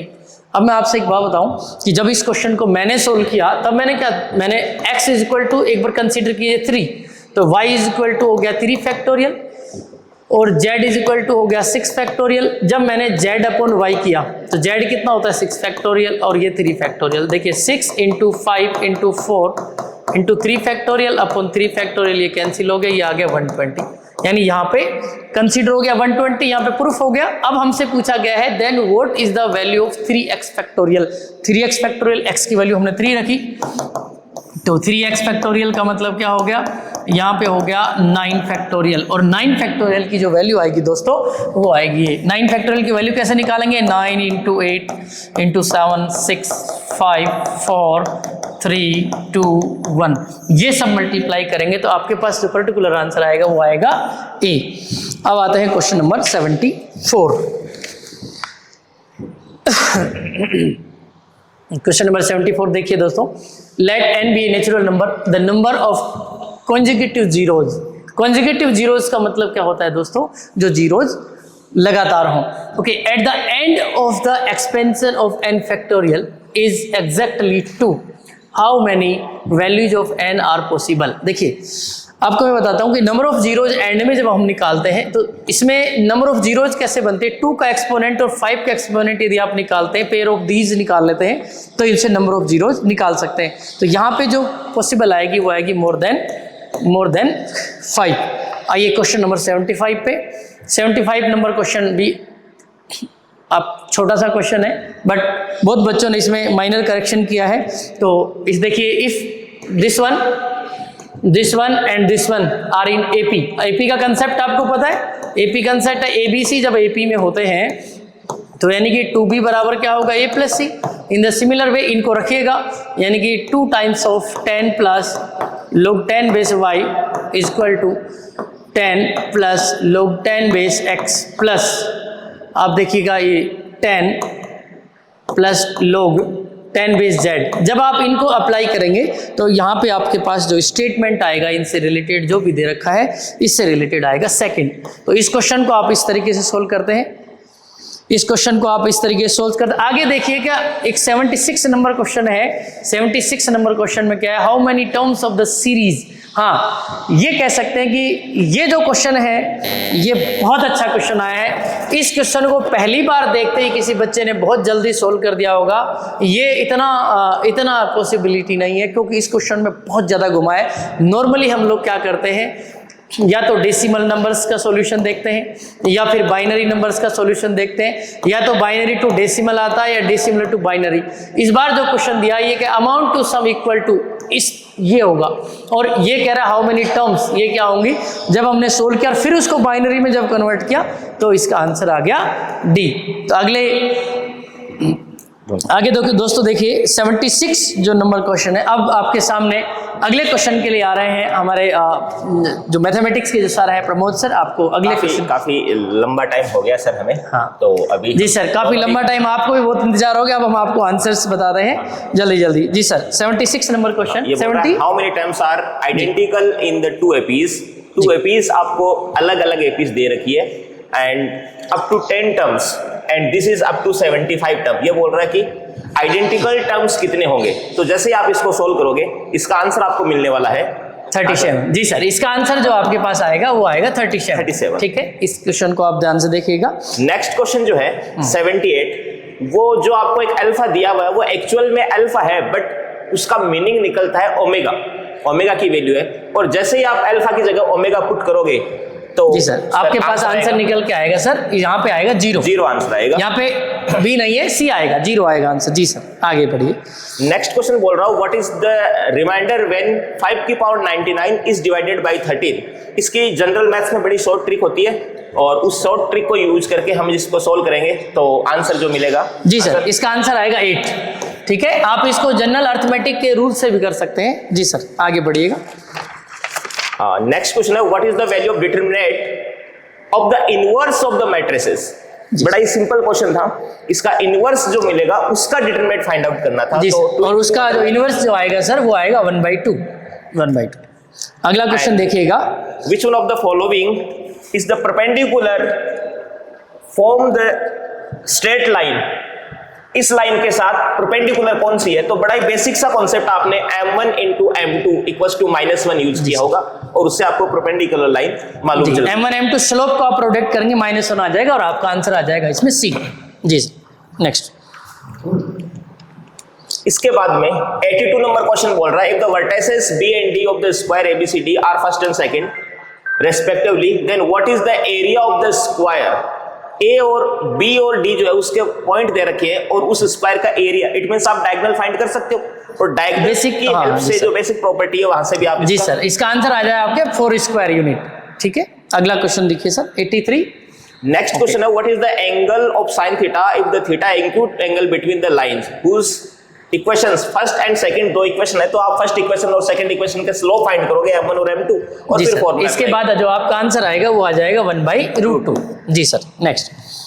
Next question है, the circle touch the x axis at p and y axis at q, then what is the PQ x equal axis to और y axis को जिस point पे touch करता है उसके बीच की distance आपको फाइंड करनी है और वो आपने डिस्टेंस जी आपने स्पेशल केसेस में पढ़ा होगा, आप circle touches x axis y axis both axis. Okay, इसका आंसर आएगा सर √2 के।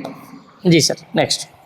नेक्स्ट क्वेश्चन है, what is the distance between the foci of the hyperbola. Hyperbola में आपको पता है 2 फोकाई होती है और उनके बीच की जो डिस्टेंस है उसका फॉर्मूला आपको अप्लाई करना है। जी सर, और ये बहुत बेसिक से जब टॉपिक स्टार्ट करते हैं तभी आपको बता दिया जाता है, तो इसका आंसर आएगा सर √5। जी सर नेक्स्ट। नेक्स्ट क्वेश्चन है, इसमें आपको वेक्टर दे रखा है p और q और a और b वेक्टर जो है उसकी फॉर्म में p और q दिया हुआ है, जिसमें a और b का डिटरमिनेंट भी दे रखा है, a और b का डॉट प्रोडक्ट भी दिया हुआ है और इन सब को यूज करके आपको a क्रॉस b का मैग्नीट्यूड फाइंड करना है। तो जब आप फाइंड करोगे वेक्टर तो आंसर आएगा सर, इसका आंसर आएगा 2√3। ठीक है, mode of p cross q निकालना है इसमें। नेक्स्ट क्वेश्चन है, how many of the following can be vector perpendicular to both the vector। बहुत सिंपल सा क्वेश्चन था इसमें। आप एक वेक्टर दूसरे वेक्टर का डॉट करोगे 0 आ जाएगा, उसके बाद आपके पास पर्टिकुलर आंसर आ जाएगा, वो आएगा सर, इसका आंसर आ जाएगा आपका ऑल द 3। जी सर। क्वेश्चन नंबर 88 देखिएगा, what is the area of the parallelogram whose sides are represented by the vector। देखिए 2 वेक्टर दे रखे हैं, पैरेललोग्राम का एरिया निकालना है। ठीक है, एरिया दे रखा है आगे रिप्रेजेंट बाय वेक्टर्स, तो ये आ जाएगा √26। ये तो लगभग सभी ने सही किया होगा, ये किसी का गलत नहीं हुआ होगा। जी सर, अगला क्वेश्चन देखिएगा, the position vector of the vertices A B and C D of the quadrilateral ABCD given by this one. एक वेक्टर ये दे रखा है, एक वेक्टर ये दे रखा है and this one respectively. What is the angle between the diagonals, और आप एंगल बिटवीन 2 डायगोनल्स निकाल के एंगल आपको पता है a dot B cos theta mod a dot B upon mod a mod B आपने निकाल लिया होगा, ये आ गया सर 90 डिग्री। जी सर, नेक्स्ट क्वेश्चन के लिए हम लोग देखते हैं। ये थोड़ा सा आपको लगा होगा कि फिजिक्स से रिलेटेड क्वेश्चन है, लेकिन इसको भी आपने r क्रॉस f यानी क्रॉस प्रोडक्ट से किया होगा, तो इसका आंसर आया होगा -2 इसका आंसर आया होगा। क्वेश्चन नंबर 91 में चलते हैं, what is the domain of the function. और इसके लिए जो आपको फंक्शन है बहुत ही सिंपल सा फंक्शन दिया हुआ था, क्यूब रूट दिया हुआ था और उसमें आपने डोमेन फाइंड किया तो आपको आंसर मिला होगा। जी सर, इसका आंसर जो है सर बी है, -∞ टू ∞। जी सर, नेक्स्ट क्वेश्चन। फंक्शन के साथ आपको इसी फंक्शन के साथ मिनिमम वैल्यू फाइंड करनी थी, तो इसका आंसर है बी, ए मैक्सिमम एट x = 1। जी सर नेक्स्ट। नेक्स्ट क्वेश्चन है, कंटिन्यूटी से रिलेटेड क्वेश्चन दिया हुआ है आपको, एक बेसिक से आपको एक इंफॉर्मेशन दी है और इसमें जिसने भी ये क्वेश्चन किया होगा उसका आंसर आया होगा 0.5 इज द करेक्ट आंसर। 93 94 में इसी को जब आपने f' -1 किया होगा, इसका आंसर आया सर, इसका आंसर है सी। जी सर, इसका आंसर है सी। जी सर, क्वेश्चन नंबर 95 देखिए, 95 में आपको इंटीग्रेशन जो है इंडेफिनेट इंटीग्रेशन से रिलेटेड क्वेश्चन पूछे हैं। इंडेफिनेट इंटीग्रेशन में आप बाई पार्ट के कॉन्सेप्ट भी पढ़े होंगे, तो सर 95 का जो आंसर आया है वो आया है सी। 95 में आया है सी, 95 में सी। 96 इसी से रिलेटेड क्वेश्चन है, उसमें जो आंसर आया है वो है डी। 95 में ये है सर डी इसका आंसर। जी सर। जी सर, प्रमोद सर आप बताइए। उसके बाद में जो 97 है वो जो आपको dy/dx मिला है, उसी dy/dx में जैसे ही आप 3.5 पुट करोगे तो उस वक्त जो आपका आंसर आएगा। हाँ सर, हाँ जी सर, वो आंसर आ जाएगा सर ए, तब आंसर आ जाएगा आपका ए। और 98 नंबर पे जो क्वेश्चन है, जी सर, वो उसी से बेस्ड है, उसी इंफॉर्मेशन बेस्ड है। इसमें आपका स्टेटमेंट जो पूछा गया है, इसमें नाइदर वन नोर सेकंड, आपका डी आंसर आ जाएगा। इसमें दोनों ही स्टेटमेंट आपके रॉन्ग होंगे।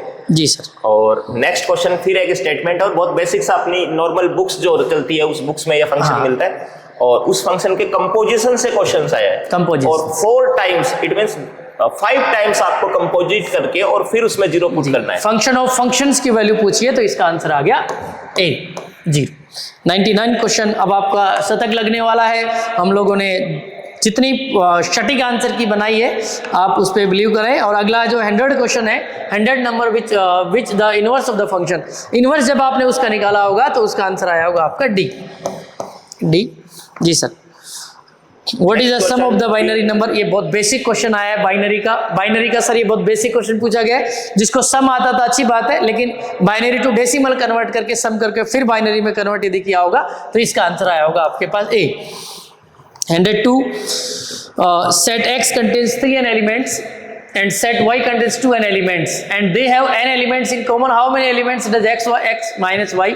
देखिए, आप लोगों को कार्टेशियन कोऑर्डिनेट या कार्टेशियन प्रोडक्ट आपने पढ़े होंगे सेट से रिलेटेड।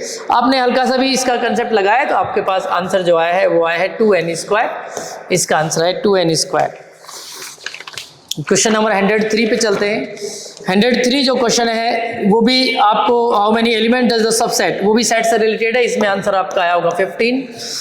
क्वेश्चन नंबर 104 जो क्वेश्चन है, कंसीडर द फॉलोइंग स्टेटमेंट, ये मैट्रिक्स और डिटरमिनेंट के कंसेप्ट से रिलेटेड है।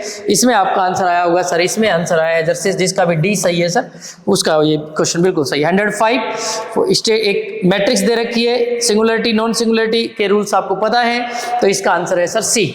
ये कह सकते हैं थोड़ा सा कैलकुलेटिव था क्वेश्चन। हाँ, कैलकुलेटिव था सर, बिल्कुल। क्वेश्चन नंबर 106 स्किप करोगे तो भी समझदारी वाली बात रहेगी ऐसे क्वेश्चन में। जी सर। जिन्होंने भी इनवर्स का बेसिक पढ़ा है, देखिए इनवर्स में आपको पता है sine inverse function, cos inverse function -1 से 1 के आउट नहीं जा सकते, लेकिन जिन्होंने थोड़ा सा भी इस क्वेश्चन को किया है उसका आंसर ये करेक्ट आया होगा π/4। बेसिक क्वेश्चन है ये। 106 में चलते हैं। नेक्स्ट क्वेश्चन फिर ट्रिग्नोमेट्री से ही है। जी sir. How many values of theta where theta -π2 + π। जी, इस इक्वेशन को सेटिस्फाई करना है। cot theta = -√3 and cosec theta = -2। तो कितने सॉल्यूशन इसको आपको सर मिले हमें? जी सर, हमें इसके सॉल्यूशन मिले 1, ओनली 1 नंबर ऑफ सॉल्यूशन 1। जब आप ट्रिग्नोमेट्रिक इक्वेशंस का बेसिक टॉपिक आपने पढ़ा होगा। अगला जो क्वेश्चन है दोस्तों, वो एक एल्जेब्रा का भी कह सकते हो, एल्जेब्रा इन ट्रिग्नोमेट्री भी कह सकते हो। x + 1/x आपको दिया हुआ है और x³ + 1/x³। थोड़ा सा यदि देख लीजिए, x³ + 1/x³, आप इसमें a³ + b³ का थोड़ा सा कंसेप्ट यूज करेंगे तो सर इसका आंसर हमने ऑब्टेन किया है, वो है सी। जी सर। क्वेश्चन नंबर 109 में आपको देखिए ये दे रखा है 0 < x < π/2। What is the number of values of x satisfying the equation this one. थोड़ा सा आप धैर्य रखिए, आपको यदि सेक कोसेक में नहीं पता साइन कोस में कन्वर्ट कर लीजिए और इसका आंसर जो आ गया वो आ गया सर 1। जी सर। अगला क्वेश्चन राजस्थान एनडी एकेडमी की सीट से ही है सर। ये क्वेश्चन बहुत बार बच्चों ने पूछा है सर, इसमें इनवर्स का आप हल्का सा कंसेप्ट लगाएंगे सर, इसका आंसर आ जाएगा 2 - √3। Question number 111। जी sir. If the roots of the equation are equal, then which one of the following is correct? और इसके लिए जो आपको इक्वेशन यूज करनी है, इक्वेशन काफी बड़ी फॉर्म में दी गई है बट कॉन्सेप्ट क्वाड्रेटिक वाले ही लगने हैं। अगर रूट्स इक्वल है तो आप जानते हो b² - 4ac = 0 और वहां से आप a b c कॉपी करोगे तो सॉल्यूशन करने पर है। जी सर, डी आंसर इसका आ जाएगा सर, इसका आंसर आ जाएगा बच्चों डी। जी sir. 112 if the roots of the equation are equal a b c are in. देखिए a b c जो आपको मिलेंगे वो मिलेंगे सर 112 में HP में, ठीक है। APGP HP आपने बेसिक कंसेप्ट पढ़े हैं। 113 नेक्स्ट क्वेश्चन अपना फिर उसी प्रोग्रेशन वाली सीरीज से है जिसमें डायरेक्शन दे रखी है 6 10 14, इट मींस AP है और नेक्स्ट भी AP ही है। उसमें m और n की वैल्यू के लिए आपको कंडीशन दी हुई है और उस कंडीशन के अंडर में रहते हुए आपको क्वेश्चन बताना कि what is the relation between m and n। तो आपका सर आंसर इसका मिलेगा हमें डी मिलेगा सर इसका आंसर। जब हम लोग कंडीशंस को फॉलो करेंगे तो आंसर हमें मिलेगा डी। 113 में डी एंड 14 में है कि how many value of n are possible. जब उसकी कंडीशंस को देखा जाएगा और m की वैल्यू जब फाइंड की जाएगी तो उसके नंबर्स हमें मिलेंगे सर 2 मिलेंगे सर, इसके नंबर्स मिलेंगे 2। नेक्स्ट क्वेश्चन है how many triangle can be formed by the joining points, और पॉइंट्स अपने को डायरेक्शन में दे रखे हैं। जी सर, एक्चुअली क्या है यहाँ पे परमुटेशन कॉम्बिनेशन का कंसेप्ट जब आप यूज करेंगे सर, इसका आंसर आ जाएगा 54, इसका आंसर आ जाएगा 54। इसमें आपको हल्का सा यही हो सकता है कि जो कोलिनियर पॉइंट्स होते हैं उनके क्वाड्रिलेटरल्स हटाने पड़ेंगे और जो नॉन कोलिनियर पॉइंट्स होते हैं उनके क्वाड्रिलेटरल्स को आप निकालेंगे। 54 इसका आंसर आएगा। आगे जो क्वेश्चन है sir 116, how many quadrilaterals can be found by joining the 3 points,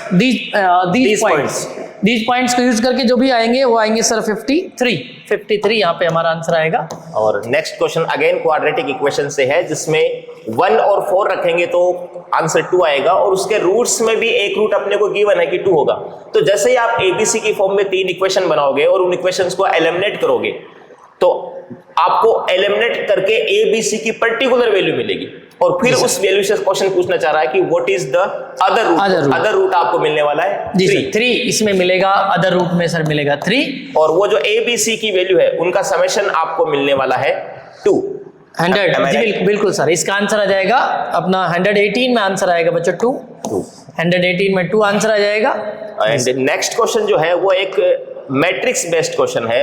ये कहना चाह रहा है कि what is the value of determinant of the matrices a to the power 4। बड़ा ही बेसिक सा कॉन्सेप्ट होता है डिटरमिनेंट का, कि उसका मैट्रिक्स का डिटरमिनेंट करके फिर पावर करें या फिर पावर करके फिर डिटरमिनेंट करें, आंसर हमेशा सेम रहता है। तो हम पहले इसका डिटरमिनेंट कर लेते हैं। डिटरमिनेंट अपने को मिलने वाला है cos square theta plus sin square theta 1, और फिर उसकी पावर 4 करेंगे तो 1 to the power 4, 1 to the power 4 1 आएगा। ये बेसिक क्वेश्चन था सर, इसका आंसर आ गया बी।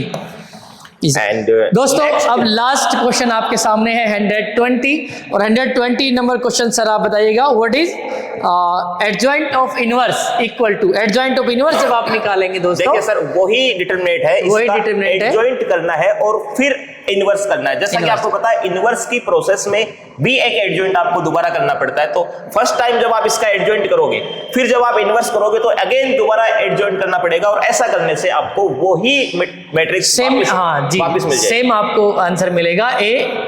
दोस्तों 120 क्वेश्चंस का सटीक और तेज गति से solution Rajasthan NDA academy Sikar की तरफ से आपको मिला है। मैं और मेरे साथी प्रमोद सर ने बहुत जल्दी सॉल्व करके इन क्वेश्चंस को, हमारी पूरी टीम ने कह लीजिए, राजस्थान एनडीए एकेडमी ने आपको सॉल्यूशन प्रोवाइड कराया है, और आप हमारे साथ जुड़ सकते हैं। हमारा नया बैच, नेक्स्ट सेशन के लिए नया बैच स्टार्ट हो चुका है।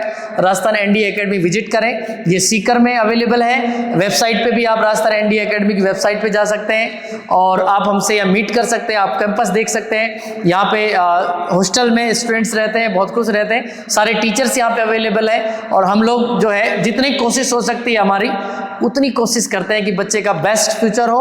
और दोस्तों नंबर ऑफ सिलेक्शंस हमारे बहुत होते हैं, और ये कह लीजिए आप इंडिया का टॉप मोस्ट एनडीए एकेडमी है, आप इसे ज्वाइन कीजिए, और हम लोग आपकी तरफ से आशा करते हैं कि आपका सिलेक्शन हो, और उसके बाद इंटरव्यू जब आपका हो, आपका जो, क्योंकि दोस्तों आपको पता है 900 का एग्जाम और 900 का इंटरव्यू, इस दौरान आप इंटरव्यू क्लासेस भी यहाँ पे ज्वाइन कर सकते हैं। बेस्ट ऑफ लक, बहुत बहुत धन्यवाद, थैंक यू। ओके बिल्कुल सर। और जैसा बच्चों कई बच्चों को लगता है कि हमारा पेपर अच्छा नहीं है, अगर थोड़ा बहुत वो मायूसी आ रही है, तो मेरिट बिल्कुल इसकी वैसे ही रहनी है जैसे पिछले सालों में रही है। कट ऑफ मार्क्स जो होते हैं वो 25% के अराउंड ही रहते हैं, और इस बार वाला जो पेपर है उसका भी लेवल बिल्कुल पिछले पेपर्स के जैसा ही है। पेपर इजी रहता है, कुछ लेंथी क्वेश्चंस को यूपीएससी 20-20 में ऐड करती है ताकि बच्चों का टाइम कंज्यूम करना चाहिए। यूपीएससी खुद चाहती है कि बच्चों का टाइम कंज्यूम हो, और ताकि वो अच्छे क्रीम बच्चों को सिलेक्ट कर पाए। तो जिन्होंने स्किप करते हुए क्वेश्चन को चूज किया है, चूज करके क्वेश्चन को अटेम्प्ट किया है, उनका पेपर अच्छा हुआ है। फिर भी अगर हल्की फुल्की मायूसी है, और इसमें अगर आपने 75 मार्क्स तक का भी अटेम्प्ट कर दिया है, अगर आपके माइनस मार्किंग वाले को आप स्किप करो आए हुए मार्क्स में से, और फिर 75 मार्क्स आपके बन रहे हैं, तो फिर उम्मीद रखो कि गेट वाले पेपर में आप और अच्छा परफॉर्म कर पाओगे, और दोनों को मिला के जो मेरिट बनती है उसमें ज्यादा मायूसी की जरूरत नहीं है। और उम्मीद करते हैं कि गेट वाला पेपर भी आपका अच्छा हुआ हो, उसकी आंसर की भी आपको मिल जाएगी हमारे वेबसाइट पे, हमारे यूट्यूब चैनल पे। और ये जो आंसर किए, जो हमने सोल्व किए, ये इसका पर्टिकुलर टाइप जो है पीडीएफ फॉर्म में भी हम आपको अवेलेबल करवाएंगे। ओके, बेस्ट ऑफ लक बेटा। ओके ठीक है दोस्तों, आप बहुत बहुत धन्यवाद। आगे जितने भी तरीके का डिस्कशन करना हो आप NDA academy, Rajasthan NDA academy आइए, और आपका बहुत बहुत स्वागत है। Congratulation, best of luck, thank you.